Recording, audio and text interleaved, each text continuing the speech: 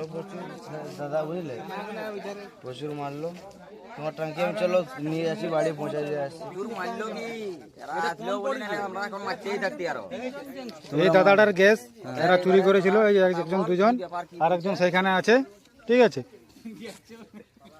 এই দাদার গ্যাস আমাদের এখানে উনাগঞ্জে ধরা পড়েছে এরা। এবার দাদার গ্যাস দাদা কি করবে, ডিসিশন নেবে।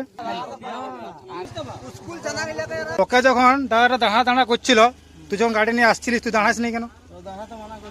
গাড়িটা কে চালাচ্ছিলিস, তুই না ও?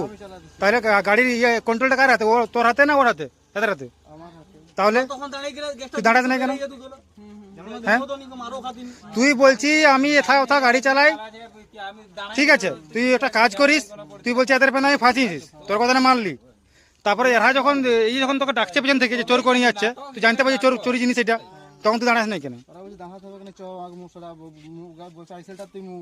আচ্ছা, বললে তোকে মরতে হবে। আচ্ছা, এইখানে যে আমাদের গ্রামের একজন কুটা যাচ্ছিল কুটতো, তাহলে ওর কি হইতো? ওর ড্রাইভার কে লিতো? এরা দুজন লিতো না তুই লিতিস? হ্যাঁ,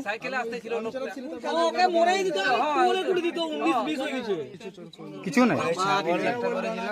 কি কি চোর করেছিলি? ঝাড়গ্রামে আর চোর করিস না? যার জিনিস তাকে দিয়ে দিয়েছে। যার জিনিস থাকে রিটার্ন দিবি। তোরা সকাল থেকে কি বেরো চোর করার ধান্দায় বেরো? না, কোর্ট গেছিলাম, কোর্ট। মানে কোর্টে তোরা কি রায় দিল যে তোরা চোর করবি যারো? তাহলে তোরা চোর করছিস কেন? চোর করিনি দাদা। তাহলে কোর্টে রায় দিয়েছে, বলছে আমার চোর করি।